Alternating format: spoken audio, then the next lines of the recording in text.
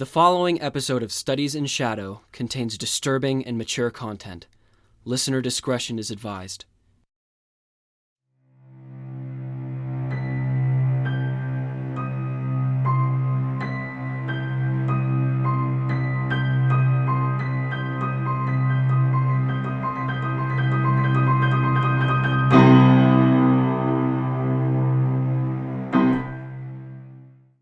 Hello and welcome to Studies in Shadow. I am your host, Jack Rogers, and as always, I am joined by my co-host, insert compliment, Noah Bazoo. How you doing? Woo! I'm so happy to be here. This is going to be a sick episode. Are you sure? Like 3 minutes ago, you were talking about how you're really nervous. I am nervous, but I'm also excited to get it out and be like, because I've been thinking about it all day and the last week. It's okay, just let it out, buddy. Yeah, I'm ready to just let it out. It's like a therapy session. So I posted this on Facebook. Yes, I am the one who runs the Facebook page. Spoiler.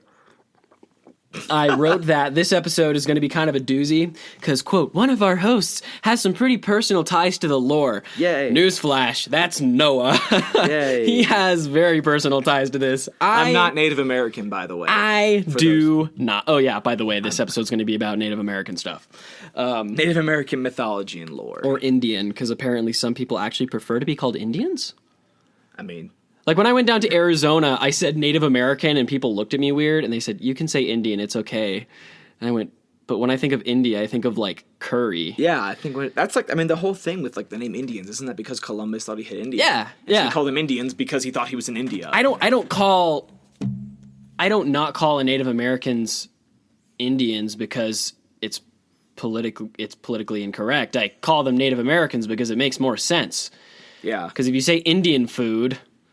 I'm going to think one of two things. Is that a Navajo taco or is that a curry? Navajo taco? Yeah, dude. Sounds like a great food fusion place. Flatbread or something. Flatbread. Or like, oh, do you like Indian music? Are we talking about like a pan flute or like a friggin', what do they play in India? Yes. I don't know. Somebody educate me on what they play in India because I am culturally ignorant. Hopefully with the show that slowly changes.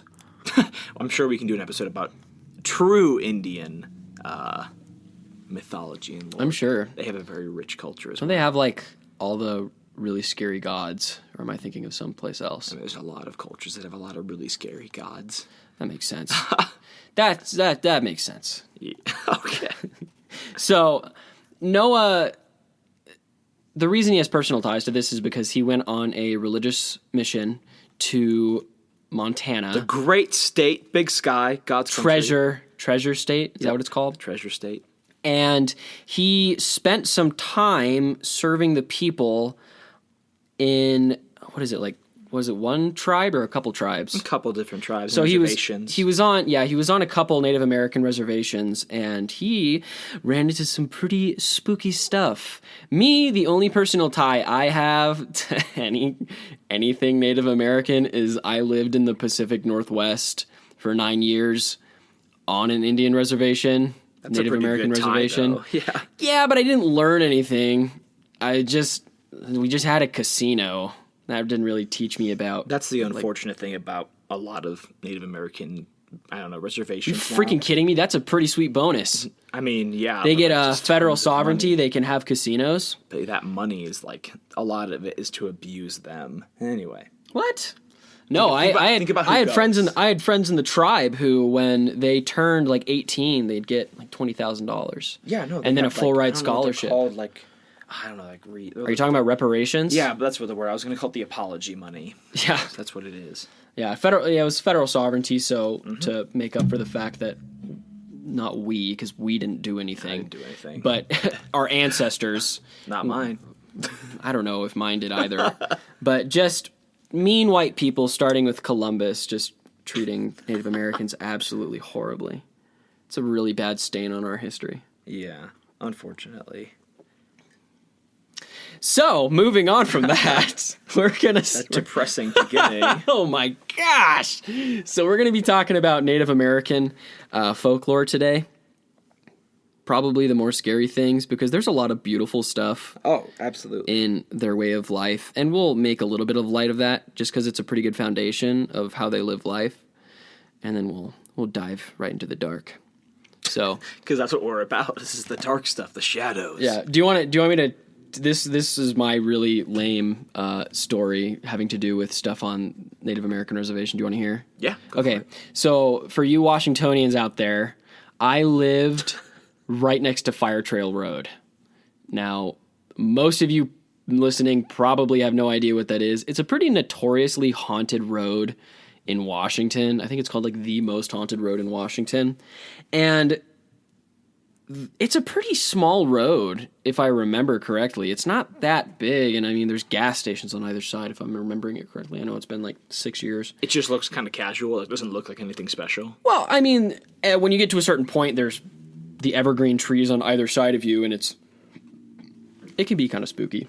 I can see that. But there are a couple legends that people have when they're going through there, when drivers are going through there. Drivers have reported seeing the apparitions of ancient Native Americans. Mainly, the one you see most is an ancient Native American chief with a lantern. I was actually on the phone with my dad today because I was trying to see if he could get me some connections to a tribal member from that area, from the Tulalip tribes, who could talk to me about this stuff, about some of their beliefs and superstitions. And he couldn't get a hold of them, but he got a hold of another friend who is, I think, the curator for a Tulalip tribe museum. And she claimed to have seen, quote, the lady with the lamp, close quote. So she saw a lady with a lamp. And that was before all the development was there. So before like all the houses and roads and stuff. I feel like if somebody's wearing like tribal like headwear as well, it's kind of hard to tell from a distance what it is, boy, girl, male, female, you know. Yeah. So that's I kind of remembered that as just there was always someone with a lamp. That's what I remembered. There's also another story. It's not as exciting. Just somebody was driving too fast and they crashed. And so now their spirit warns other drivers by showing up. Sometimes people will see somebody in the backseat of their car. That's a terrifying creepy, one. yeah. I don't like that. I don't like that at all. I know there's that creepypasta of the girl with like the car behind her. And the lights flash. Keeps flashing its brights, and she's turning around, and it turns its lights off, and then it turns its brights back on, and then it follows her all the way home. And as soon as she gets out of the car, she's like, "What the hell are you doing?" And the other person gets out, and they're like, "You have somebody in the back of your car who had a knife. They're about to stab you until I turned on the brights." It's like, oof. It's like, all right, well, where do you go from there now? Now you have you leave. You have a serial killer in the back of your car, and you just lock the car and leave. I think you lock the car and just get a gun and wait for the cops. Joke's on you, bro. I have child lock on those doors. You can't get out, buddy. But yeah, no, I get that. That's also kind of like, I don't know if it's like a respectful thing to do as a spirit. Like kind of, I mean, you messed up a little bit and stuff like that. You crashed and, things like that. I feel like it's really respectful to just maybe warn people not to be as stupid as you were, I guess. I don't know. Or watch other people be as stupid as you and film it. I don't know if they have cameras. They have perfect memories. That's good enough. Yeah. That's kind of cool, though. That's actually really cool. I didn't realize you knew that kind of stuff. That's awesome. Knew what? I've completely forgotten what I just said. said. The Native American, like those cool stories you just shared. Like yeah. Or your dad, I guess. Yeah. Shared those I'm like, stories. wait, what did I just say? And what's it called? Fire or something? Fire Trail. Fire Trail Road. I'll have to look that up. I've never heard anything about it. Obviously, I've never been to Washington or anything. It's a whole different ballgame out there. Is that like near Yakima or is it like... No. Because I have a buddy who It's really western Washington. Hold on. Come on, Safari. How far is Yakima from Tulalip? Tulalip is where I lived, or Marysville. It's 2 hours and 46 minutes. Okay. Yakima's a little farther east. I was pretty much right on the Puget Sound. Okay, so you're pretty much super far west. Gotcha. Yep. Well, cool. I was real far west. I was an hour north of Seattle. Gotcha. So. Well, see, you have stories too. You have like experience. You used to live on the reservation. You know a little bit about it. I was only there for 8 months. No, I know, but I wasn't put in situations.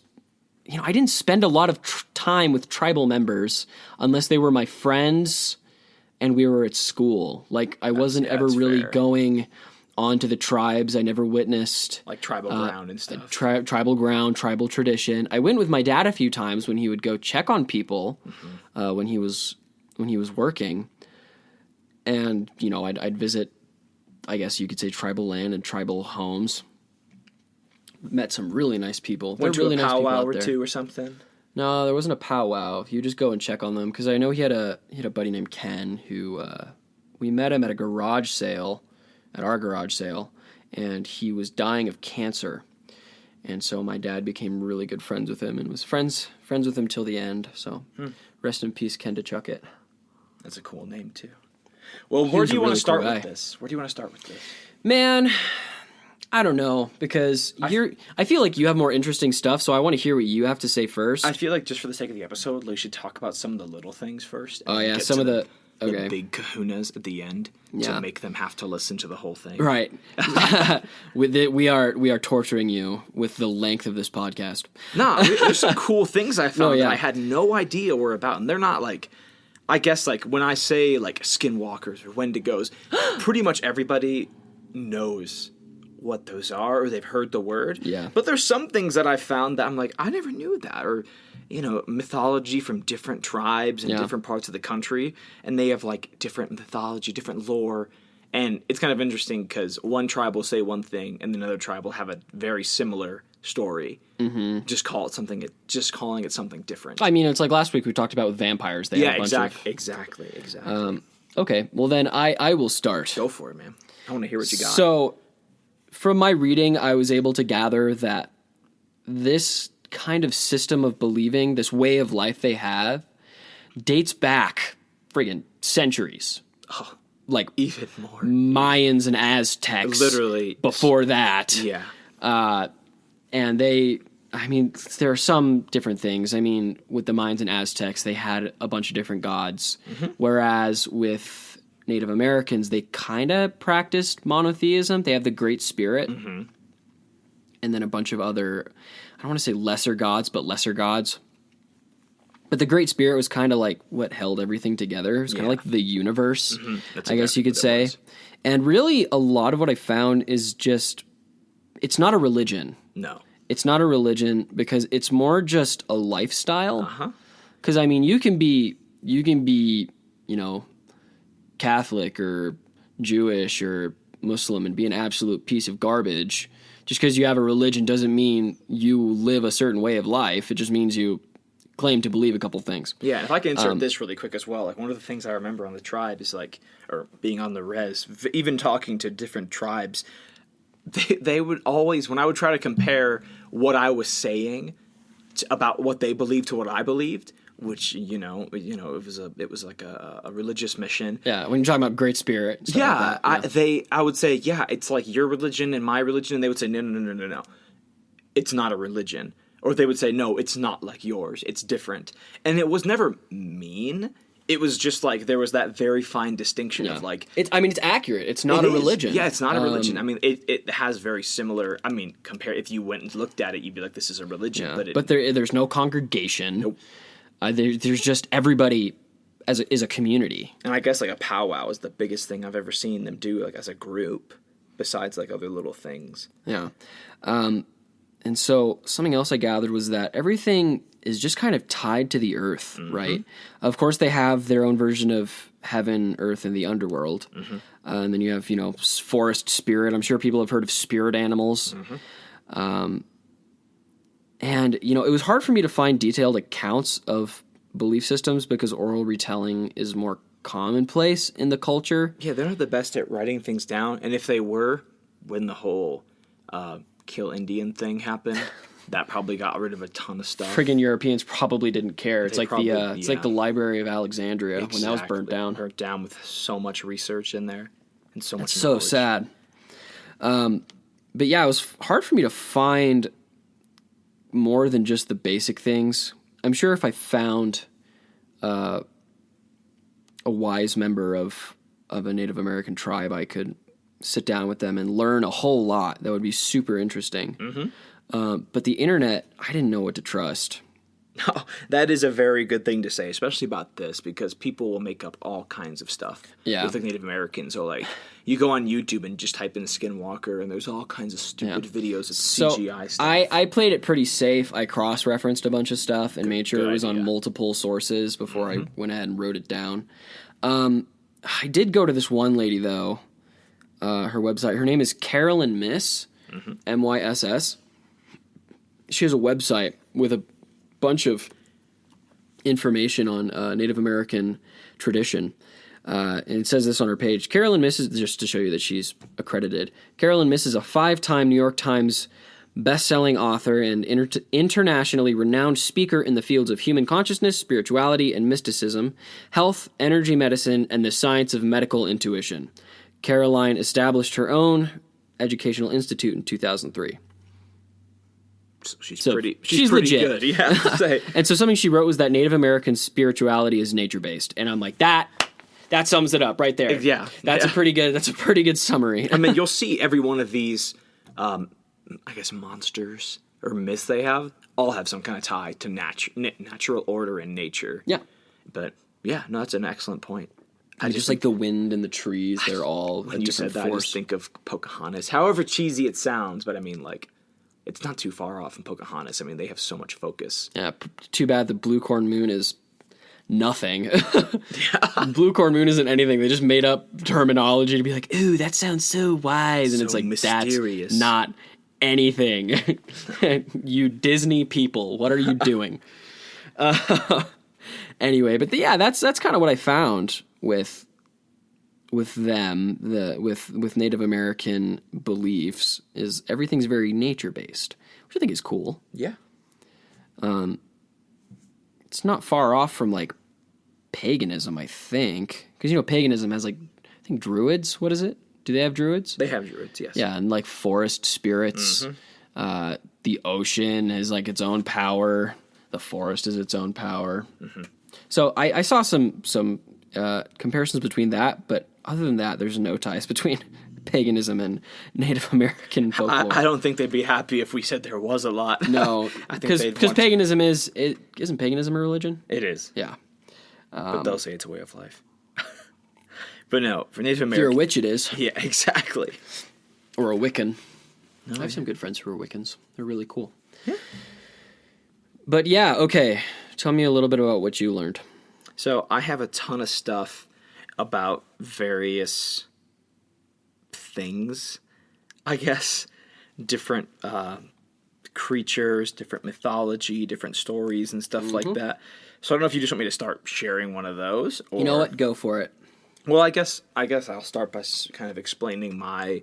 I know Jack gave a brief introduction to it, but my ties to the Native Americans. It said, serve my mission. I'm kind of like, do I tell them where I did it? Or is it kind of just like, keep them? Montana. Yeah, I don't know if I want to like be specific though. Billings area. It's a big region. No, it's the whole state. It was? Yeah. It was the whole state? Yes. But you were called to Billings, Montana, weren't you? It's called the Billings, Montana mission. But it's the whole state. Kind of like it's the Salt Lake City mission. But if you're in Salt Lake City mission, you're not in the whole state. Yeah, I guess not. But Montana is just the whole state. It's the whole state. Okay, Yes. well then, he was in the state of Montana. So I was like, Billings is where our headquarters is located, but the whole state. Anyway, moved around a lot. Montana is so beautiful. It is. Love going back and just seeing it because my home is great, but it is not as pretty as it is in Montana. It's just very, I don't know. St. Louis is very, I can attest to this because I drove Noah and his wife to Montana. What was it? Memorial Day? Memorial Day weekend. And he went back and showed us all the sites of his mission, including a couple of the sites where some spooky stuff happened. So on the res, yeah. on the res. That was pretty cool. I'm hoping he talks about it today. Some of it, yeah. Some of it. Anyway, I served on a number of the reservations and got to know several tribes, namely the Crow, the Kootenai, the Salish, just to name a few of the big ones. What's the language you speak that you learned? They're just kind of basic. I mean, besides what they would call it, you would just say Salish or Kootenai. Oh, okay. Because, like, if I said it, it wouldn't make any sense. Because it's just, in their language, when they say it, it's like, it's mine. It's what we speak. Got it. It's not like saying, I speak English. It's like saying, I speak what I speak. Say something in Salish or Kootenai. Etchichind? which is... That means sunshine? No, that Echichi is sunshine. Oh. Echichun means positivity and good wishes to all. Nice. I was close. Yeah, that's the point. Like, I was things very close. It's like with Spanish, or I don't know, other languages that have words that are so close, but yeah. Anyway, it kind of like you drop the last syllable and you add something, and that's basically a lot of their words have the same, like, it's Roots? a lot of very similar 3-syllable words. Echechin, echechi. The etche is very similar, and then the chi and the chun is just the part that you drop or add for different things. Anyway, yeah, served a lot of time there. They're not as, like, rugged as, I guess, Pocahontas or, like, pictures or, like, storybooks would tell you. I mean, they have houses now. I mean, modern day. Yeah. I'm sure they were more rugged back then. Of course. But, like, when I talk about a reservation, I don't want people to think it's like everybody lived in teepees and, you know, they hunted for their food. No. They had jobs. They're not primitive. They did have tribal housing, and they did, they preferred outsiders, especially white people who weren't of the tribe, to just kind of stay away and let them do their thing. And everything was pretty normal, but they did have rituals. I guess not rituals, like ceremonies, powwows, and all kinds of other really cool things. But Describe a powwow really quick. I mean, a powwow is just like a celebration. It can be like one of the ones I went to was in a place called Lee. It's a really small town in Montana, and I mean, there was vendors everywhere, all kinds of food. There was little games people could play. It wasn't like a carnival where there were like rides. It was more of like an exhibit of culture. Like Festival. People had stalls up with like beads and stuff. And that was the thing. Different reservations are kind of known for different things. And I mean, the Flathead Reservation is kind of like known for its bead work. And so that's like their whole thing. And they, you know, tons of really good food and all kinds of stuff. And it's just a fun time. They do lots of little mock ceremonies, I guess, just to kind of show off what they do, but not quite meaning it, if that makes sense. Interesting. Yeah, but they still have, like, a chief. I don't really know if he has that much power. It didn't seem like he did in terms of, like, the law of the land, because, you know, the United States is its own country. Anyway, but he was a very respected member of the tribe and very looked up to, and it was a very... Like the patriarch. Exactly, a very prestigious and respected and revered position, even if it didn't mean anything at that time. Anyway, that's a little bit of what I experienced, I guess, or what my experience with them was. It was really fun. Really hard to get to talk to them a lot, just because being white and not like they're racist, but I mean, my skin color is the color of the people who took everything from them. So, I mean, rightfully so, they have a lot of prejudice and bias. Yeah.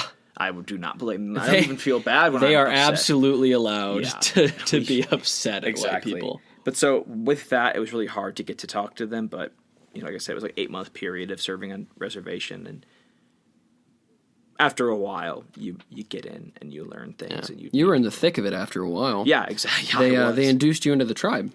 Inducted. I was like, no, not inducing. But no, it was a really cool experience. I think about it all the time, and it's something that I'm very, very, very, very proud to be a part of. That's super cool. Yeah. Anyway, some of the oogie boogie thingies that I found. Yes. Some of the things. Are you going to tell one that I haven't heard? I'm going to talk about some of the things I didn't know about right now. Oh, okay. I'm going to save the juicy stuff near the end. Okay. Okay. Do you want to go, like, do you have a couple different, like, things you want to talk about in terms of, like, creatures? Okay, so I took notes on 3 creatures in particular. Do you want to just rattle them off? Fun fact. Did you know Sasquatch is actually a Native American word? I didn't know Sasquatch, but then I think about it, I'm like, oh yeah, Sasquatch, that sounds like... When you say it, you're like, huh, that does sound like a Native American word. Yeah. What does it mean? Like large man or something? Yeah, I'd love to see how they spell it in their language, because... so I did Wendigo, Skinwalker, and Water Babies. I guess we can talk about Sasquatch, too. And Sasquatch, I guess. I guess I'll say this, but everybody knows about Sasquatch. Do they? I'm just kidding. He's out there. Bigfoot. Yeah. The whole thing about their language I just made a reference to, Jack can attest to this. When we went up to the res in Montana, you look at the signs and you see the English of, like, you're entering this area, and then directly underneath it is what it's written in their language, and it is, like, a ridiculous, like, K apostrophe, like, WWWAY apostrophe ZLX, like, WY. Like, it's not even, like, a far off, like... It's like somebody slammed their head on a keyboard. It really And that is. means peace and love to you all. And that's why when I say things in those different languages, people are like, you're making that up. I'm like, nope, it really does sound And it's a beautiful language, too. It is. It's very nice to Like listen you to. hear them speak it out loud and you're like, oh my goodness, this is gorgeous. It sounds like they're singing if they're doing it happily, which I really love. Oh, yeah, sing-songy. It's like, yeah, it's kind of not like Swedish, but it's very like you sing it and it makes it sound really beautiful. Anyway, the thing I want to start off first is called the Basket Ogress. Sounds like a gamer tag. My name is Basket Ogress. Welcome to my channel. Ogres are like onions. So I wanted to find things that were specifically close to the Salish and Kootenai people because that's where I served and that's where I kind of heard of things. So I went and looked for things that I'd heard about or didn't hear about that were close to it. Anyway, the Basket Ogress is a marauding giant common to the folklore in many northwestern coast tribes. She catches humans. Delicious, especially naughty or careless children. Yummy. So it's totally one of those stories that parents told their It's exactly. Don't go out at night kind of thing. Or a giant's going to come and snatch you up. Catches humans, especially naughty and careless children, carries them off in her enormous pack on a basket to her lair. Luckily, she's really dim-witted, and her prey usually manages to escape. Although there are some northwestern legends where the basket woman has a greater mythological importance. In some tribes, she's basically the boogeyman. Like, when we say boogeyman, they think of this. Like, they're like, that's what you mean. Yeah. And you're like, no, I mean, like, the dude in your closet. They're like, no, it's the people. It literally just sounds like a story to scare kids straight. Yeah. Unfortunately, my impression of the boogeyman is from Powerpuff Girls, where he's wearing a nice tuxedo, has a cane, and... My impression of the boogeyman is Horridge. Oh, that was my boogeyman. Rightfully so. Another one. I want to find one that I can talk to you about. Hold on. Water babies. Do you want to talk about water babies really quick? Because I have some stuff about that. Okay. Did you know that's a Salish thing? Some of this stuff actually happened, and it's Shoshone. Shoshone. Yeah. Some of this stuff actually happened near here. Oh. Pocatello. Oh, heck yeah. At Massacre Rocks. What a great name. Okay, so the Shoshone tribe, they were moving in, and there was this terrible famine, and they're like, okay, we can't feed everyone. And so mothers, when they gave birth, they were forced to go down to the water and drown their babies. So rough. Yeah. And so the babies friggin' come back. Well, they don't come back. They stay in the water, but they pretty much turn into little vengeful hellspawn. But they look beautiful from what I've read about. It says they look like beautiful infants, although sometimes they have a tail. Oh, interesting. Every time I see them, it just looks like a fish. It's a baby. No, it says they have the form of a fish with gills. A beautiful human infant. Anywho, they pretty much like to lure people down to the water and kill them.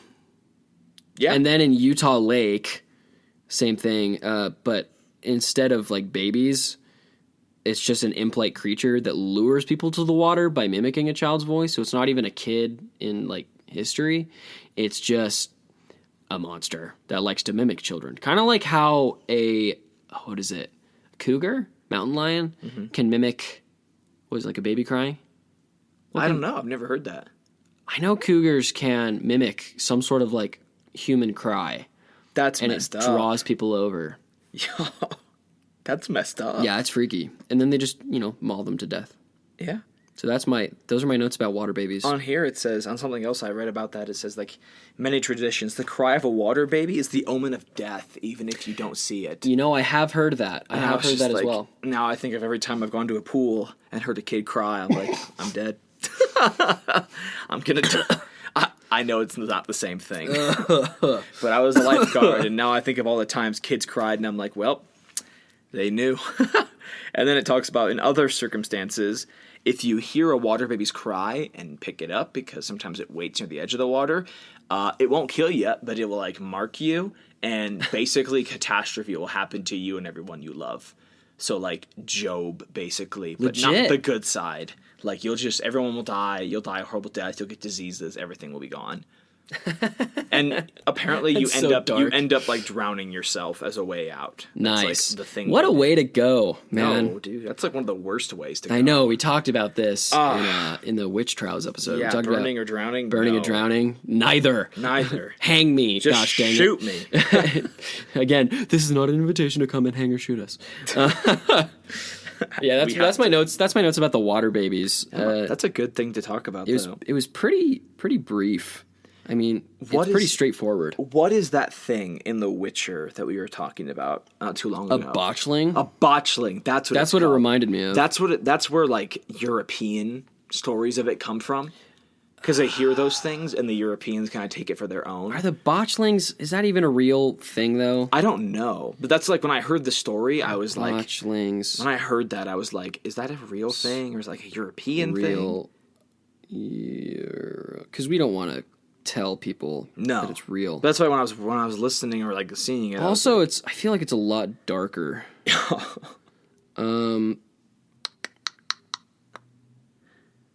Okay, I'm not... Just search the word botchling, I guess. So it's bringing up stuff like Slavic history. 10, borrowing from both sides. Botchlings are a composite creature inspired by the myths of the Myling and Drakevac. Prominent parts of one of the most iconic storylines of the Witcher franchise. A botchling, I'm not reading the description of that. It's a little too dark. Read it. We're a dark podcast. I know, but it's graphic. Do you want me to read it? It's an aborted fetus that was never given a name. It was discarded without being properly buried or given a name. Hunts pregnant women at night and drains the prospective mother of her strength before violently attacking and killing both her and the fetus. We're gonna have to put a disclaimer in this episode, aren't we? Goodness gracious. There's dark stuff, man. Yeah. Yes. So, botchlings draw inspiration from the legendary Myling. The phantasms of unbaptized infants discarded by their parents. Mylings allegedly jumped onto the backs of travelers and demanded to be taken to a graveyard. Becoming heavier and heavier, should the traveler prove unable to complete their task, the Myling murders the unfortunate individual. Oh. And then there's the Drakevac in Slavic lore, which is the Screamer. It's pretty much like a baby banshee. Souls of unbaptized children, again, rising from the grave to haunt parents. Dang. If Yeah, they knew. so just babies who passed or were Aren't given a aborted chance, or were basically. discarded. Yeah, they weren't given a chance. And even that's with like the water babies too. Like, I mean, you even said like they had to get rid of their own kids. Yeah. And they weren't given a chance. And you best believe that's going to make something angry if Oh, its yeah. life was taken from it before it could even really begin. Yeah. But I'm also of the mind that the spirits of children are so pure that they Yes. can't hold malice. You know, I agree with that. As much as this lore indicates that exists, I respectfully disagree. Yeah, I support you in that one. I think children's spirits are a little too pure. Not to my be cup vengeful. of religion or faith is that belief. But yeah, regardless, it is kind of just upsetting. It is very upsetting. This next one I want to talk about is something specific from the Salish tribe, and this is something that I learned about a lot, actually, and was warned about. Never had an experience with it, Yeah. but was warned about stick Indians. So what I have written down, and you know, Sounds like the Wicker Man. in tradition of many Salish cultures and other northwestern Indian tribes, stick Indians are malevolent and extremely dangerous forest spirits. Details about stick Indians vary from tribe to tribe, as most things do, but they are described, as extremely large, hairy, big-footed creatures by the Salish. That doesn't sound like a stick. And as forest dwarves by the Cayuse and Yakima, yeah. In some traditions, stick Indians have powers to paralyze, hypnotize, or cause insanity to hapless humans. Nice. While in others, they merely lead people astray by making eerie sounds of whistling or laughter in the woods at night. And There's one right there. In some stories of stick Indians, many eat people who fall prey to them. They kidnap children or molest women. Oh, brutal. So this thing's like Pennywise the Clown, pretty much. Yeah, they molesting women. I don't remember that in the book. On your They also take aggressive revenge against people who injure or disrespect them, no matter how unintentionally. Not too many traditional legends regarding stick Indians have been recorded. Fetch, I just made fun of him. I'm gonna die. In due part, have taboos related to these deadly creatures. Basically, what they're saying is not too much is written because they're scared they'll come after them, as you just mocked them. Mother. I wrote that too. Stick Indians is obviously like an English euphemism, saying the actual Salish names of these beings publicly, and I remember this, is considered provoking their attacks in some tribes. It's basically the whole he who must not be named. Don't say Voldemort's name out loud, basically. Or don't say like Candyman. Yeah. Or Bye-Bye Man. Bye-Bye Man, that's the other one. Those things. The first note I wrote in my Native American folklore page was that they are very superstitious, don't like talking about the things that they are scared of for fear of repercussions. Yeah. That made me think of you, too, because Yeah. I know you don't like talking about this stuff very openly. No. These things are like, I mean, I appreciate the fact that they don't actually name it. So I appreciate that. I'm kind of glad the history was lost on this because I don't want to learn the name. No. Because that would allow it to come after you, I guess. Anyway. Interesting. So stick Indian is what you call something you can't say. It's basically the Voldemort, basically. Okay. Don't say his name or it'll come after you. But they'll come after you and eat you and molest your mom.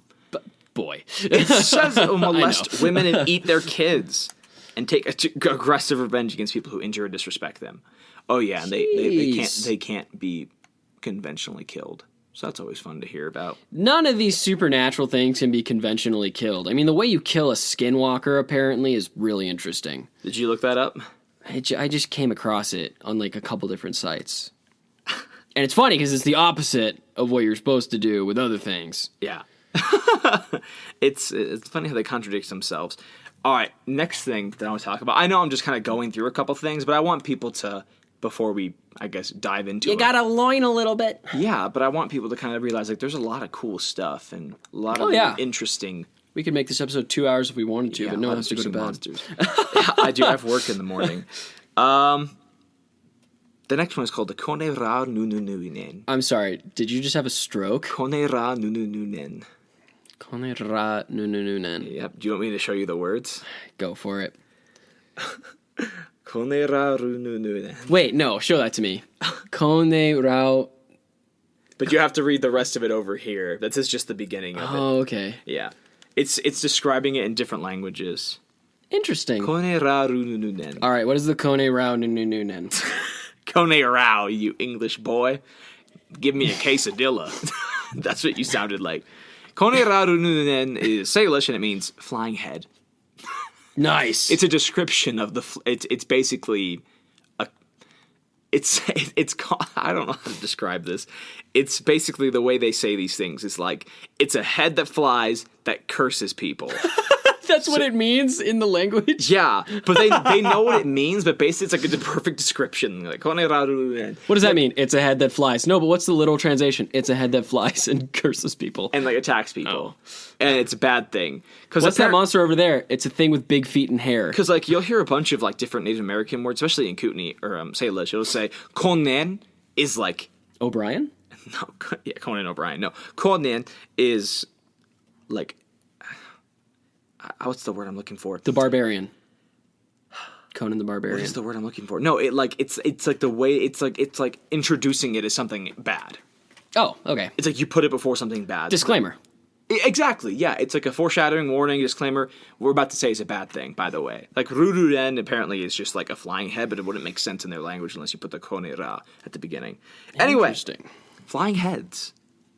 I'm not going to say the word again because I'm going to make people have like a seizure. Stop saying it! It hurts. And they're also called the rolling heads by a tribe. That's the same thing? Okay, because I saw rolling heads. I was like, I wonder if this is different. One goes high, one goes low. The double tag team.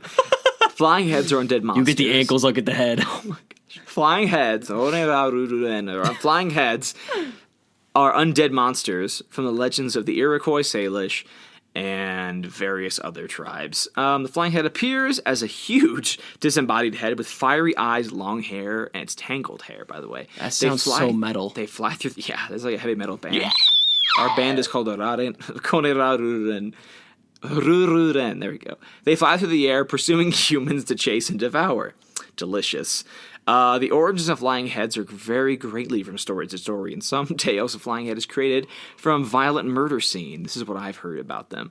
The severed head of a victim grows to enormous size, or the head emerges from a mass grave. In others, a human is transformed into a flying head after committing an act of cannibalism.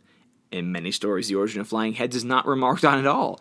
They are primordial monsters whose nature is to eat humans, but occasionally have other more sinister motivations of their own. Oh, man, because eating humans isn't sinister at all. Well, let me read this. Flying heads are associated with whirlwinds in the Iroquois communities. Names such as Kanestonusin and Kunurerinen. I don't think I said that correctly. Kunurerinen. means flying head in Iroquois. I promise I know the language, but it's just different when I'm reading a different one. While names such as, I'm not going to read that, but they have different names for it, like whirlwind and such. So sometimes those sinister motivations they like to cause mischief. They're like a reverse Cupid. Loki. I guess, like, they'll break people up or ruin marriages. Like, Loki, with, god of mischief. Yeah. But they'll do it with, like, really bad vibes. And, like, when someone's talking to their spouse, they'll make them hate each other. And then when bad vibes, bro. When they're alone, they'll eat them. So before you die, you have to get killed first. Or before you die, you have to ruin your life, basically. They like their candy sour instead of sweet. Oh, my gosh. But, yeah. Koneraruren. Oh, my gosh. Interesting stuff. By the way, I looked up what water babies is. What? In the Salish language. It's called Myakump. Myakump. Myakump. What's the literal translation? Oh, is that how you pronounce it? Yep. Okay, let me tell you guys what I'm seeing on my screen. M-I_KMAQ. And how did you say it? Myakump. Myakump. All right. You've seen the words, my man. I have seen the words. They are ridiculous. If you don't know it's a beautiful language, but it's so confusing. It's like Russian. You look at it and you're like, oh, I know how that letter sounds, and they say it, and you're like, nope. They put apostrophe in the middle of words. It's called there is in Hawaiian. There's a glottal, like humu humu nuku nuku wapu wa'a. Bless you. Apu wa'a, the little stop of air. It's called a glottal, and it's a little apostrophe. That's a cool word. So at work, I sell Maui Jim sunglasses, and there's one called the Ho'okipa. So it's H-O apostrophe. It's a glottal. O-K-I-P-A. Ho'okipa. Ho'okipa. Kolipoki. When I started working there, they were pronouncing it Hukipa. I'm like, it's Ho'okipa. Like, how do you know? I'm like, I lived in Hawaii for 6 years, and I remember how words are said. Semi-phonetically. I guess I'm going to share two more interesting stories. Do it. Before we get into, like... You won't. Because how long have we been recording now? Like, we're getting closer to the end. We're at, like, 42 minutes. Yeah. Okay.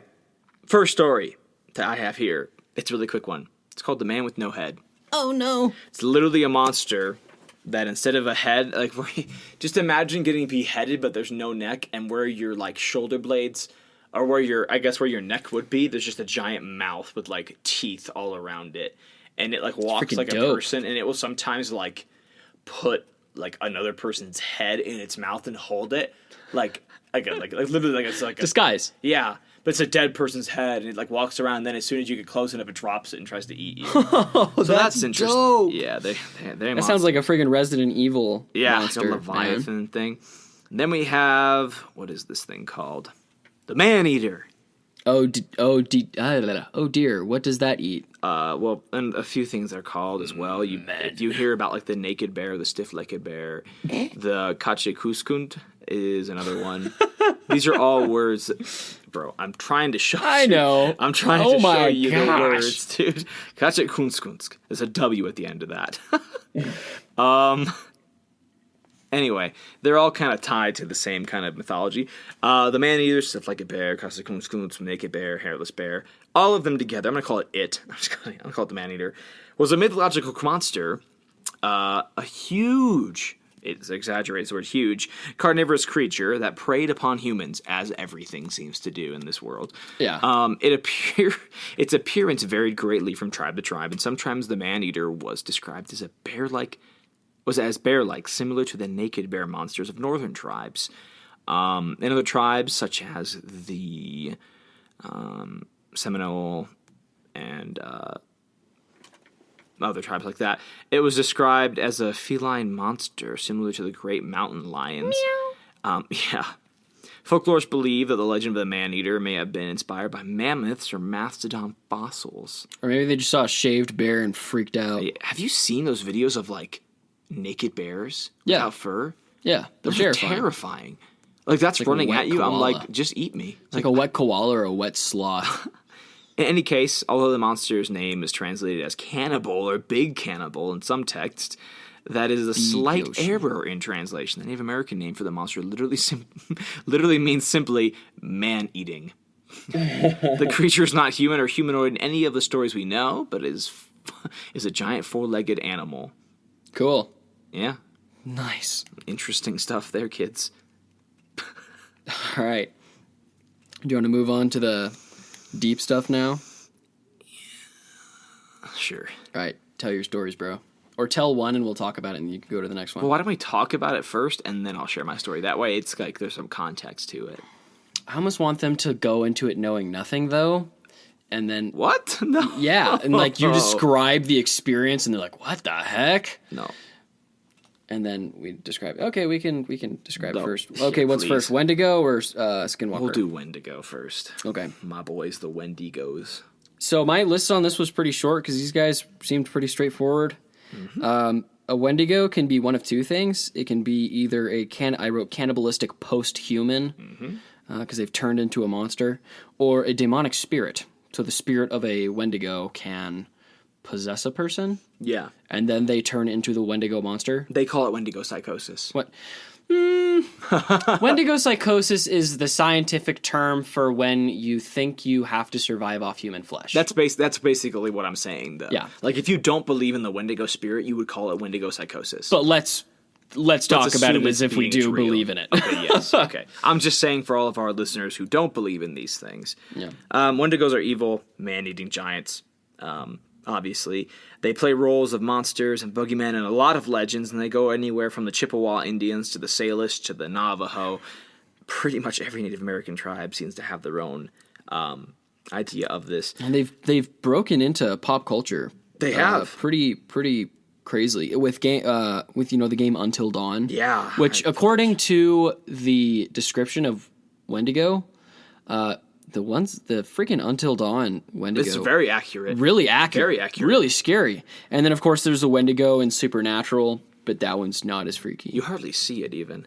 You just see the silhouette and it's kind of standing there. You see like pointy ears or something that's got its arms kind of out. Yeah. In a lot of legends about Wendigos, it's caused by people, and this is just one of the few things, who commit sin, especially sins such as selfishness, gluttony, or cannibalism. People who do that are turned into a Wendigo as punishment. I feel like cannibalism's the kicker there. Yeah, it really is. I feel like that's the big one. The appearance of a Wendigo is huge, monstrous, and made of or coated in ice.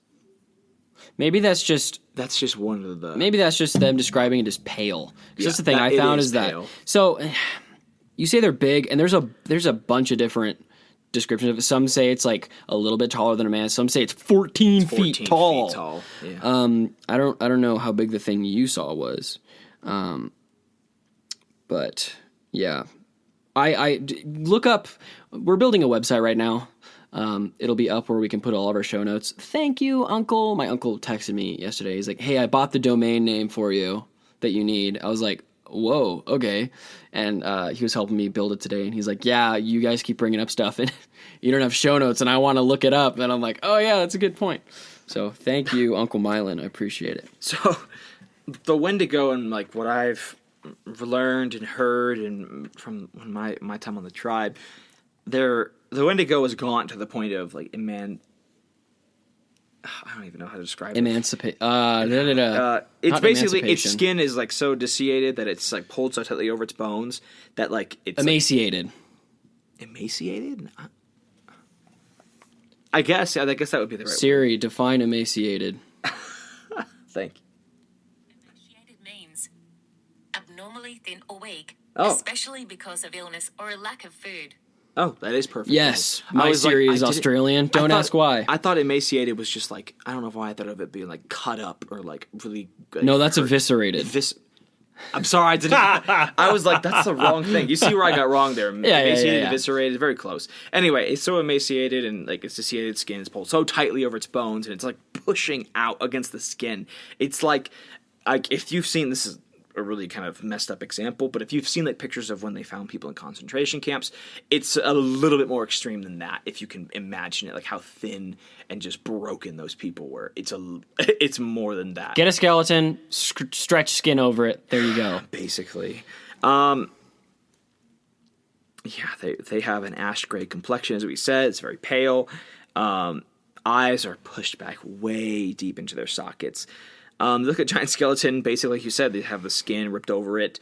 Its lips are super bloody because they constantly they basically have chapped lips at all times. And they're like biting their lips because their teeth are sharp. Yeah, they're constantly biting their lips and they're super bloody. That's like me with my lips, dude. My lips are trash. They give off a really weird like smell when one is being born, or when one is like about to come into the world. That's like sulfur or like decay. It's like a very unique smell of like decomposition, basically. I'm gonna make a cologne called Wendigo. It would have to like smell like it's just that. garbage. It's just that smell. Oh my gosh, Wendigo by Jack Ross. They describe it as a smell of corruption, decay, death, and sadness. I don't know how you put those sounds. I just think of a burned casserole and I think of those things. Oh man.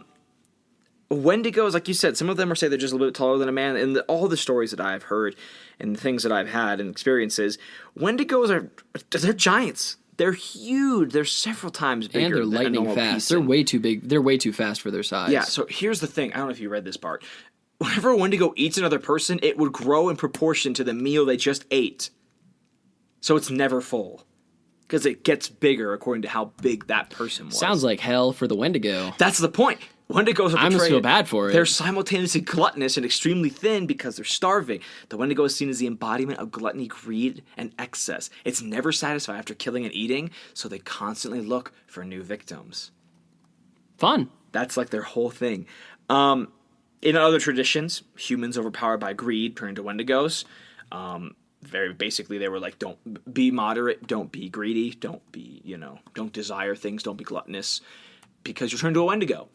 And, I mean, we haven't even touched on, like, the biggest reason yet, and it's basically the cannibalism. Yeah. Do you want to talk about that? Yeah, so I've looked up Wendigo, like, way before we did this episode, because in the fall, Noah talked to me about it, and I recently kind of developed an interest in it because of games like Until Dawn.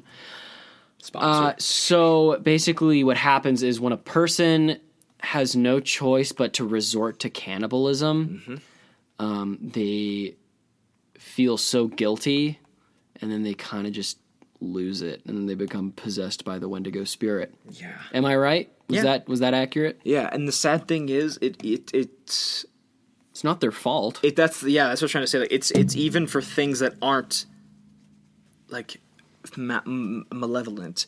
Like if someone's if someone's trapped and they can't get out and their friend died. Dahmer Party. Like they're just is it Dahmer Party? No, I'm thinking of Jeffrey Dahmer. Still a cannibal. Donner Party. But seriously, it's just so unfortunate, and that's what happens. And there was one record that I found looking this up, and it's like of a person who they turned into a Wendigo, and it was way like kind of messed up. Basically, this group of people was hiking, and an avalanche happened. Just a big storm happened and the snow blocked them in. So I'm guessing an avalanche happened and it trapped them in this cave. And they were there for several days with hardly any light, hardly any food or water. And I think there was like 6 of them or something like that. Anyway, one by one they started to die off, whether it was from hypothermia, from starving, or different things. And the girl the last girl who was alive I don't know what happened, how she survived that long. She was the last one, basically, and then she got to the point where she was just like, I have no other way, and I know that I can get out of here. So she started eating people. I can't imagine how hard that was for her to even, like, go through with it. Even if it was a true story, I know there are real stories of people who have to resort to that. I can't imagine how painful it would be to just have to know that you're going to do that. I don't know if I could do that. I think I would just die, honestly. Maybe I'm being stupid. I'd cook them first. Yeah, I don't know if she did or not. She didn't say anything. Anyway. Yeah, try starting a fire in a wet, cold cave. Yeah, that's what makes it even more brutal. You're going to have human sushi, honey. Yeah. Anyway, she started writing on pages of, like, a travel guide they had. She would, like, write over the top of it. Like, or they would all write over the top of it and, like, keep a log of what was going on and stuff. And, like, they had, like, a marker and they wrote over, like, the other words and stuff. And so, like, they found, like, where she was writing in it and stuff like that. And at first, like, she's talking about, like, how lonely she is and then how hungry she is. And she's like, I've been eating a lot of the snow and trying to, like, hold the bottle, like, under my coat and, like, against my skin to melt it, but it doesn't do it fast enough. And then, you know, blah, blah, blah, blah. You start to see that she, like, from what it says, like, her writing gets more and more distorted. And eventually she's just writing things like, I'm so hungry, I don't know what to do. And then she's just like, I've come to a decision. And then after that, like, it's just kind of like nonsense. And she just writes the word hungry over and over again. It's like it's scratched into the paper. Like somebody grabbed, like, a pen with their whole fist and wrote hungry, hungry, hungry. And they never found her. Yeah. But when they came, they Sounds like a straight-up creepypasta, man. Yeah, no, it's apparently a true story. Gosh dang. So that's like a Wendigo story for you there. Fun. You could, like, apparently from what people said, that you could see the insanity in her writing from when she was like, I've eaten part of this person, and I'm like, honestly, I'm satisfied. Like, I'm not hungry right now, but I feel so guilty. And the next day it's like, I'm going to go for this person now or something like that. And then it's just being like, I'm super hungry right now. That's more and more hungry. And she just, like, devolved into this creature. Yeah. Well, okay. So there's scientific, there's things that happen to your body when you eat human flesh. You develop the shakes really bad. Really? Yeah. You start shaking really bad when you eat human flesh, raw human flesh. I can't even think about this. I'm going to get sick. There's going to be a disclaimer in this episode. For darn sure. That is so gross. Yeah. Cool. Ugh. Did you want to share your story of a Wendigo? Yeah, it's not the craziest thing. It's not the scariest story you've told me. No. The Wendigo story that I have was on one of the reservations, and we were in the tribal housing area. And it was kind of like a rainy day. Like, it was going on and off, basically. There was lots of cloud cover, and we were in this really thick forested area. But there were, like, houses and trailers around, kind of like, if you know what tribal housing looks like, it's basically that. Anyway, we were at this person's house, and I remember I was sitting on, like, the 2 steps that led up to their trailer, and they were sitting in their front yard, they had a little fire pit going, and we were just, like, basically just chatting with them and talking, and we heard some really weird noises. Excuse me, I'm very tired. How to make people yawn on this podcast. We heard some really weird noises. It sounded like, I thought it was a woodpecker at first. Clicking. You heard clicking. Yeah. But like imagine Predator. Yeah, but imagine that, like, Really echoing. loud. Yeah, Yeah, throughout the woods, and you can't pinpoint the direction it's coming from. Like a really loud tree creaking. Yeah, that's a great way to put it. Kind of like, you can hear woodpeckers from everywhere, but it sounds like, you know, like that, like. Yeah. But this thing was like a. I can relate to that sound because I lived in Washington. We had evergreen trees and windstorms, so you just hear like really loud creaking that would just echo. And I thought nothing of it. I was like, that's a weird noise. I wonder what animal that was. And obviously I didn't really care. And then I remember looking at our host, and he had this really, like, pale look on his face, and he was like, hey, let's step inside. And we were like, why? He's like, just go inside. And we go inside, and we're just sitting on the couch, and he's like drawing the blinds, and I'm like, what the heck is going on here? Like, this isn't cool. Like, I got very uncomfortable because I was worried that something was about to happen to us, like, from these people. Yeah. Like, I didn't know them that well, so I was like, are we about to get hurt? Like, this is a real serious conversation. Yeah. People had tried to hurt us before. Anyway, he sits down with us and his kid and his wife, and he's like, so you're going to stay here for a little bit. Just calm down. Just don't don't look out the windows. And me being an idiot, I decided to part the Slats in the slots, blinds. yeah. And I looked out to the front of like this cul-de-sac-esque area, and I could see every other house had its blinds drawn as well, which it didn't earlier. So I was just like, oh, They all heard it. This is something else. Like, that's when I knew something was wrong. So I was like, why is everybody's windows closed? Anyway, heard the noise again. This time we could kind of tell it was from like behind the house, which is just more woods. And I remember Which is worse. Yeah, my companion and I were like, what are we going to do here? And the guy was like, elders, please stop doing that. He's like, if you really want to, he's like, you can go look. He's like, but I'm warning you, you will never be okay if you do. You will be marked. And I was like, I don't believe in that nonsense. I dig it. I was like, I don't believe in that nonsense. I believe in God and Jesus. I don't think that this thing's going to have this kind of power over me. And it doesn't. Well, I guess the fact that I left the res was also a benefit because they can't track you off the res. That you know of. That's what their mythology and that's Oh, what okay. they Well, said. then you're good. Yeah. Let's like go to another reservation. They smell me. Anyway, so I go to the back window. Also, the blinds are drawn. I remember I stood up against the side of it right at like the edge, and I pulled back on the white, like little plastic thing that drops, and I looked. And I could just see trees, and it was a really bad angle, so I looked a bit more. I'm looking through like one eye out the window. I'm just kind of like looking at the trees. And it's not like dark outside, like it's just like a rainy day. It's like 2:30 in the afternoon or something. But it was obviously overcast, and I don't hear anything. It's really quiet, and all of a sudden you hear it again. I'm like, where? Looking outside. And then all of a sudden I just look back in the woods. I don't know how I spotted it, but there's just this thing in the tree, like way back. And I'm just like, is it like a deer stand? Like one of those like hunting stands in a tree? I'm like, what the heck is that? And then like I hear the noise again. I'm just like looking around, and I look back at the tree stand. It's gone. And I was like, hold on a minute. And then I waited a few more minutes, and I heard something again. I looked back where the tree stand was, and it was there again. Describe it. I mean, it was very dark. Like it was like in the way back. Mm-hmm. It just looked distorted. It looked like contorted. That's the best way I can describe it. Like it was like it looked like it was unnatural. Like, the way that I thought it was a chair is because it looked like it had like metal things like little bars connected to the tree or like a branch that were holding it. But then when I look back again and see it, it's in a different position. So it's obviously something there, and it just looked like long and weirdly bent. Wasn't it like super fast too? Like Yeah. you mentioned something about you see it jump out of the tree. That's what I'm talking about. Like I looked at it, and then it just kind of like moved, and it was gone. And I was like, what the, and yeah, words. And that was like, once again, not the most craziest thing, but yeah, like I looked at this thing and I was like, it's a tree stand. Look away, it's not there. Look back, it's there. And it's totally different position than it was in the beginning. Same spot, but totally different position, which is what made me be like, wait, hold up, what is this? Hold up. And then it just What the heck? It was just gone after that. And there was no more noise. And I asked the guy, I was like, I think there's something outside. And he literally like came up to me and he was just like, I'm sorry. And I was like, why? He was just like, it knows you saw it. And I'm like, what? How? And it's like, did it like see you? And I'm like, it was so far away. I'm not even sure it was something. It could have been a cat or a bobcat or something, like big animal. And he's just like, I don't think it was. He's like, was it in a tree? I'm like, uh-huh.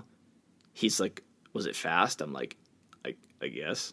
And he's like, I'm sorry, but you're probably not going to be around for much longer. Oh. But guess what? I'm here now. Nothing ever came of it, but as soon as I guess the all clear was given, we got our truck and drove home because I was not about that life. I was not about to deal with that nonsense. Even if it wasn't real. I wasn't about to let an Indian kill me as like a way to appease the spirit. Be like, oh, it was seen. He has to die. I was like, I'm not. That's the thing I was worried about mostly is somebody like getting all fanatical on. It's like in that movie Apostle, right? Yeah, exactly. Like This person has to die. Yeah, to appease this thing that might not even be real, we have to kill this missionary. And I was like, no, I'm not about this. Yeah. So I left.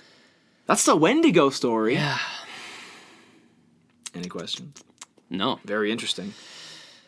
So now is the finale of this episode, the climax, I guess you could say. Oh my gosh. When I posted the teaser for this episode and I talked about how we have personal ties, one of your friends, it looked like, commented down below, "Skinwalkers?" 2 question marks. What? I gotta look this up. And then I posted in the comments below that the emoji with the guy with the zipper over his mouth.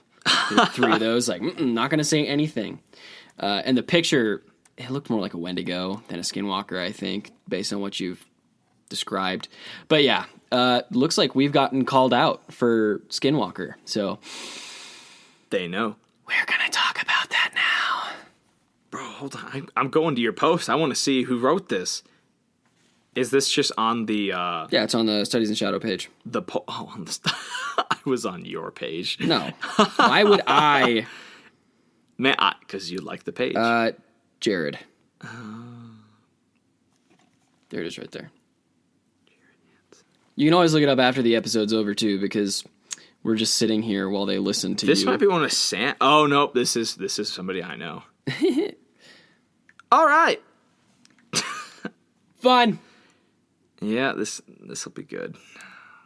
Yep. So excited for this. Yep.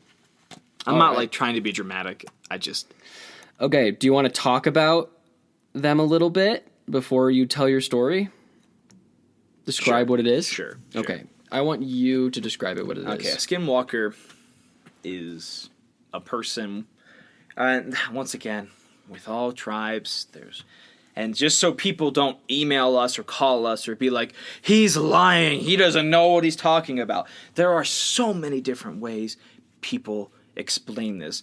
And, 99% of people that I've met don't believe in this kind of stuff. So if it's not the story you heard, I don't care. Because there's a lot of different ways people describe this, and it doesn't mean that I'm wrong. I'm just saying that because one time I shared it with somebody, they're like, that's not the story I heard. I'm like, that doesn't matter because what you said is completely invalid to what I was taught on the res. Yeah. Because you're from a different place. It's just a different story, Anyway, that's my rant because it's true. Anyway, it's a person with an ability to transform into any different type of animal, basically. Oh, slow down. They're a shapeshifter. They're a shapeshifter. They're seen, like a majority of them are seen as things like eagles, crows, foxes, wolves, coyotes. They're basically like crafty animals is what they disguise themselves as, I guess. And that's kind of how the mythology goes. Something that's I never knew until I went to the res about skinwalkers is they can steal the face of people. Yeah. Mm-hmm. And that was really messed up. Like, they don't, like, take that person's face, but, like, if if Jack was on the res and he saw someone that looked like me, it could copy my face. And, You can also copy your voice. yeah, which is really messed up. If you lock eyes with one, they can absorb themselves into your body and take control of you. I don't think that's real. Well, because your story. I don't think it's real. Of course, I don't really know if it was the eyes I was looking at. That's the best way I can explain it. But I don't think that's true. It's a rare occurrence, but some skinwalkers have the ability to enchant the powder of dead corpses to use as poison dust near people. Oh, corpse dust. Yeah, I read about this. Yeah. Wasn't it like the made from the bones of dead infants? Mm-hmm. Yeah. Yep. Lots of dead babies. Oh in my Native gosh. American Disclaimer. cultures. Yeah. We're going to make a disclaimer for this episode. They can run super long distances. They said some people think they can run even 200 miles in one evening because they're hecka fast. Fun. They have a tendency to hang around graveyards. They can dig up graves, and they'll eat things or use the bones, like we've already said. Recycling. Yeah. They can take a lot of forms, like we said, but many people talk about seeing things like hollowed out dogs or dog-like animals, which I would agree with that. They try to recruit more skinwalkers themselves, but people debate this point, I guess, and they say it's only an official ceremony, and they they'll like mark someone a week or month too earlier and like get that person to come to that place with like a spell, and then like make them a skinwalker too, which is interesting because it's not the same story that I heard about how skinwalkers are made. You mentioned I remember. Correct me if I'm wrong. I have a memory of you talking about Skinwalker and how it's made. It's the It's the very different. spirit of a girl who Yeah. was raped. No. It's a spirit. So and this once again, not the only way that people tell the story. I'm just telling you what this specific place at this specific people told me is the cause of skinwalkers in this place anyway. If a young woman between the age of around 11 to 28, 25, something like that, if they are raped and then killed and like basically left to die. Oh, so I wasn't wrong. No, you were totally on point. It's just the spirit is the different part, not the spirit of the girl. In that, if there's a time between the moment where they are dying and actually died, like let's say like somebody stabbed someone in like the chest, and they leave them by the side of the road after they raped them, like a sicko would. There's this moment between them actually dying where an evil spirit that's been lurking around finds them. Oh, and inhabits the body. But it doesn't do it involuntarily. It tells them, I can avenge you. Oh. I can make this right. And the person in that moment of basically death has the choice of either, yes, take me back. Mind if I take this for a spin? I can fix your problems. Yeah. Go for it, buddy. Anyway, they come back and the person's soul is basically sent to hell because they... It is? Yeah, basically. Because they don't realize that they're giving it to a demon, I guess. What? And this happens after they kill the person that caused it. That's so wrong. Yeah. So basically, like, it inhabits them and it gives them all this power. And then, of course, they go find the person that did this to them. And in that moment of, like, pure rage, they kill the person who did this to them. And that's when the demon or whatever evil spirit fully takes over.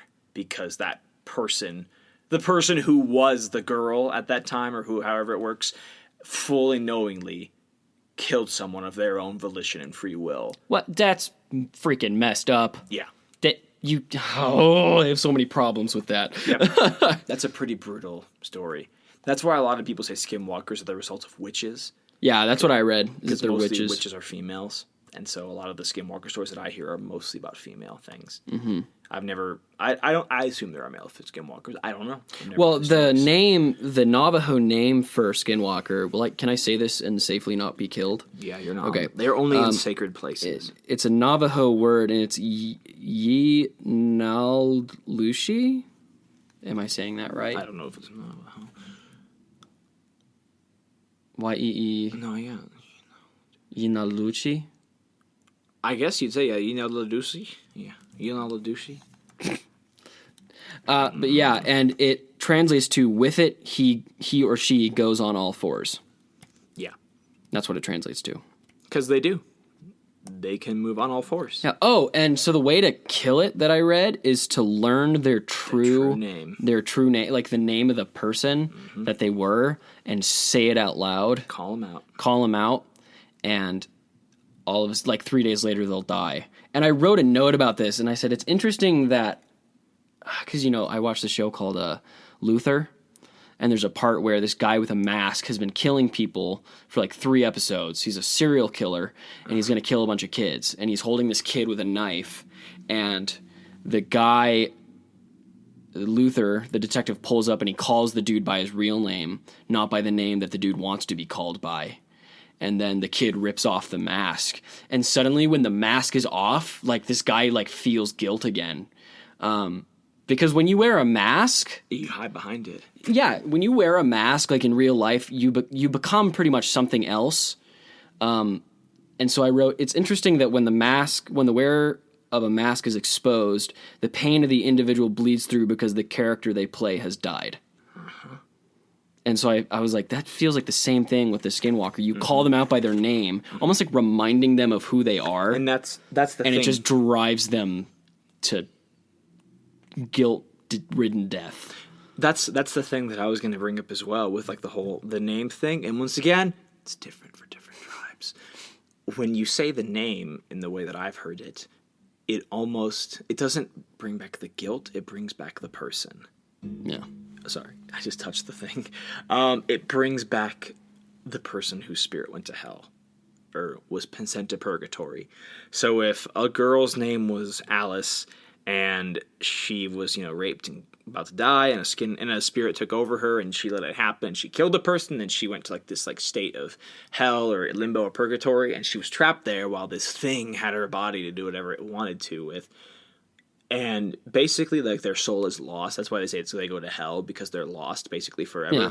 But if you say their name, like Alice, you don't have to do this. You just say Alice, stop. They find their way back because nobody's ever said their name before, and they're like, "That's my name. That's my name. I know where I'm going now." And they go back, and it's over. Basically, they just from what I've heard, it just disappears. Man, there needs to be a movie made about this, because that'd be a super interesting And then the story person arc. can go to heaven, by the way, because they're not lost anymore. Yes! Yeah. I'm going to go hunt skinwalkers and then call them by their real name. You better have a whole lot of names. I'm going to go call them by their real name, send a whole bunch of people to heaven. I'm coming for you guys. It's okay. Please don't kill me. Get on a speaker and just start. Just read alphabetical baby names.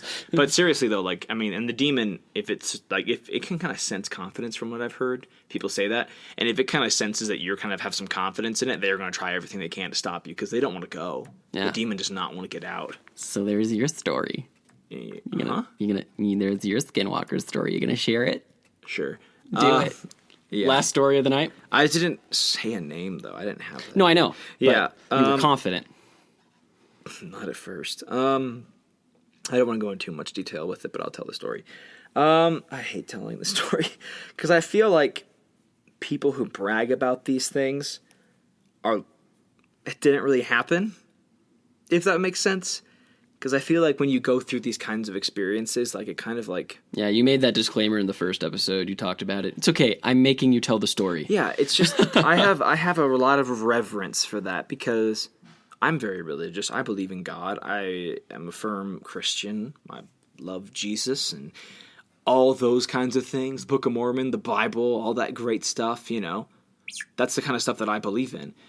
Anyway, I still believe in that stuff, but with God, I've always known there was the devil, and I just kind of assumed it was a thing because I always believed in God, but now I have a very literal belief in it because I've seen evil things.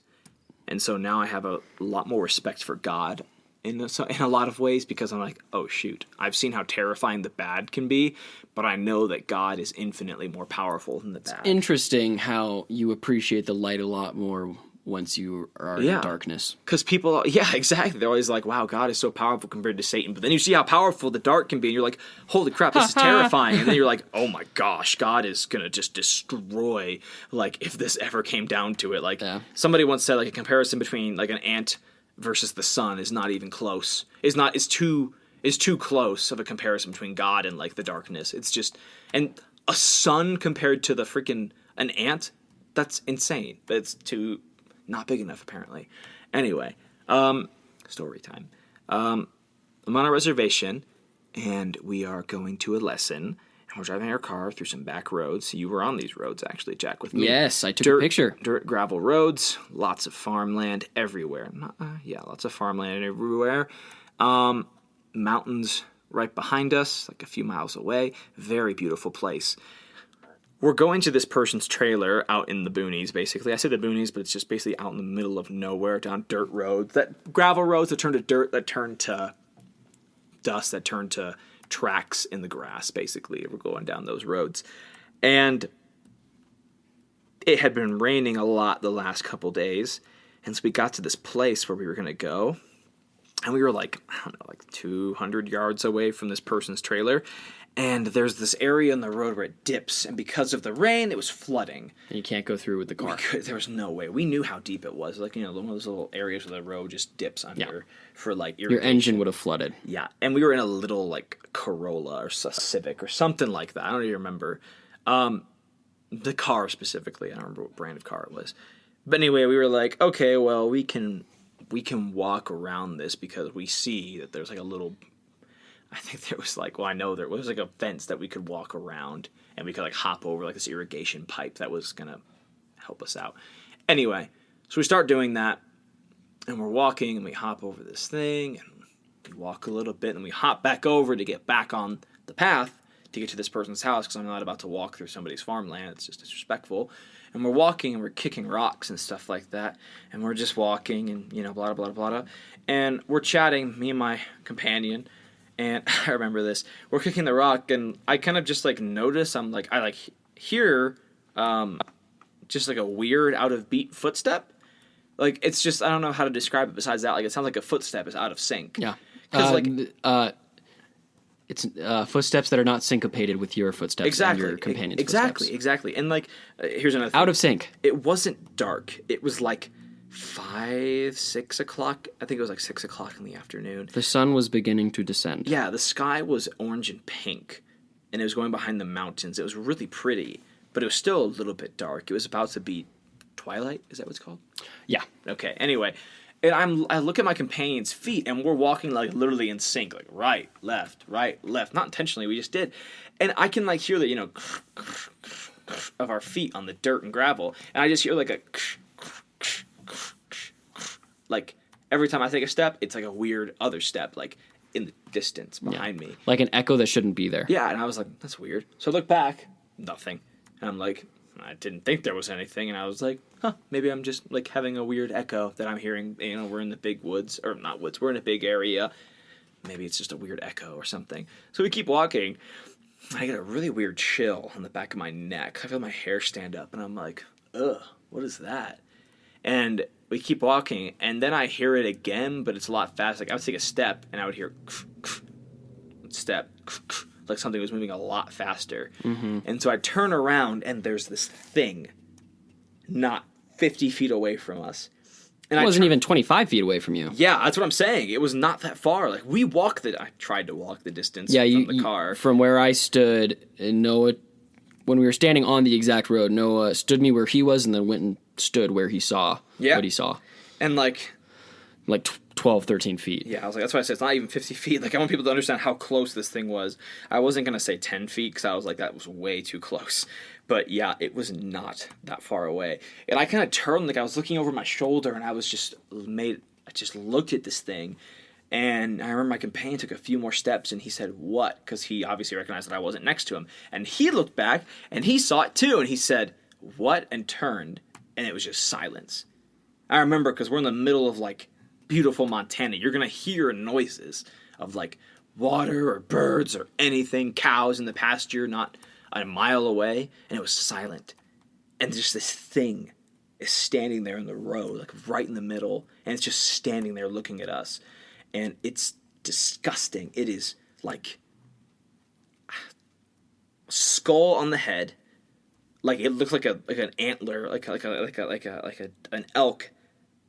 An elk skeleton. What is it? Skull? Is that elk skull. An elk skull is placed on this thing's head, but only one of the antlers is there. The other one is broken off like 5 or 6 inches from the top of it, or from the base, and it has this skull on its face, and it's wearing really dark, dirty clothing. Not even clothing, like robes and rags, and it is just filthy. And the skin has got mud on it, but I can't tell if it's even like a person. Basically, didn't it look? Mud. It looked non-human too. It did. It was non-human. It was very gaunt, and its arms were very long. That's the weird thing. Look, the arms, they were long, and they just kind of like were weirdly angled. They're hanging oddly. When it looked at us, it looked like if you lift your elbows up, like to be even with your shoulders, and just let your hands hang. That's basically what it was like. So we looked, and it was just positioned. Like, it was, like, just looking at us. I remember looking. I could see the feet that they were a person, but they were filthy and hairy. I remember I was like, oh, my gosh. And I just looked at this thing, and... oh, man. Oh, I'm getting nervous talking about this. It came at you. Yeah, it started walking towards us, and very slowly at first. And I just kind of took a step. Like I wanted to test the waters and see what you would do. And I took a step back, and I was like, And I'm making light of it right now, but in that moment, I really almost, this might sound so gross, I almost peed myself. I was so scared.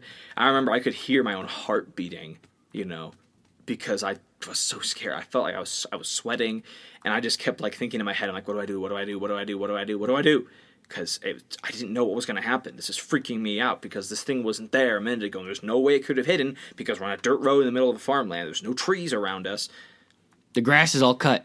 It's not even long grass. Anyway, and so it's there. It's not there, and then it is, and then it's just, oh my gosh. So it's walking towards us, picking up the speed a little bit, and starts walking like a person would normally walk. Really like, just not like fast, but just kind of like casually walking, but like very determined. And so I start backing up even more. I know I'm leaving out little details and stuff like that because I'm just trying to get through this because I don't like this story. And like I said, for those of you who are religious or know me, I'm very religious. I'm LDS. Jack is too. Heyo. Spoiler. Just kidding. And We try to leave that out. I have to say it for this part though. Yeah. I have a very strong belief in God, and being on a mission that is kind of the main purpose is you're called to testify of Jesus Christ and his atonement, his power, and his love and sacrifice and all that fantastic stuff. So in the moment, I'm backing up and I'm thinking about how I'm going to run, and I don't have any weapons on me or anything like that. I have a freaking Bible in one hand and I think a phone in the other hand. And Throw the Bible. I was, in hindsight, it's like, hey, take the word of God. I'm stepping back over and over again. I can hear my companion just like behind me because he's freaking Starting out to have too. a panic attack. Yeah, because I was about to as well. And in that moment of a sheer terror comes this very quiet voice. And it's like, I can't even describe how quiet it was. It was so faint. It was so quiet. But it felt like he was right next to me. You might need to lean into the mic a little bit more. I know. I was trying to like mimic it. It was like, it was so faint and so quiet you could barely hear it. But it was right next to me. And it's even quieter than this. And all it said was, you know what to do. Just say it out loud. You know what to do. Yeah. That's what it said. But as a whisper. A whisper. Whisper. Hit the H. It said, you know what to do. And in that moment, I did. And I'm not going to explain why, because it's not for every listener. But for those who share the same faith that I do, you understand. In just a few words, I put my arm to the square and said commanded in the name of Jesus Christ that this thing leave. For those of you who don't understand arm to the square, it's like putting your hand up, like you're commanding something to go. Yeah. It's kind of like it's a position of power, really. Yeah. I did that, and I told it in the name of Jesus Christ, I command you to depart. And I felt really good. I remember how much like my stomach calmed down right in that moment. And however ridiculous this may sound, I kid you not, it was just gone. It was just not there anymore. And I don't know how to explain that. It just wasn't there. I love stories that end that way. And I remember after that, I heard a bird, and I like knew I was okay. Like in just the distance, I heard like of a bird, whistling or chirping or whatever. And I was like, okay. And I texted that person that we were going to visit, and we did not visit them. We got in the car, we went to the house where we stayed, and we hugged each other and said a prayer, and we were like, okay, we need to talk about this right now. Hug me. Yeah, and there were some other things that went down with it, and I'm not going to go into those No, you don't have details. But, yeah. Thank you, Noah. Thank you for sharing that. Very messed up. And the only reason I know it was a skinwalker is because I described it to somebody the next day. And they told me that I needed to go talk to the chief. And the chief was like, hey, Didn't he give you like a charm? Yeah. And it didn't do anything. Nice. It probably did something because nothing ever happened with that again. Yeah. So, anyway. Well, unless you have anything else to add, Noah, that is the end of our episode. Don't go looking for it. We are at the longest episode we've ever had. What are we at? Like an hour and a half. A full-length movie, brother. Word to my homies. Woo! Thanks for staying the whole thing, folks. This is a good freaking episode, though. This was a good one. Lots of good stuff. Lots of graphic stuff, too. Yeah. I'm going to record a disclaimer right after we finish recording this. Anyway, you can find us on Spotify, iTunes, Apple Podcasts, Google Play, and SoundCloud. Username Studies in Shadow. You can also find us on Facebook and Twitter. Username Studies in Shadow. Shadow singular, not plural. We will soon have a website up. The URL will be coming to you shortly, as soon as we have that built. But in the meantime, for all inquiries, requests, and any other general comments you'd like to make, please contact us at studiesinShadow@gmail.com. That's all lowercase, all one word, @gmail.com. Thank you very much for listening. Stay safe, stay smart, and stay spooky.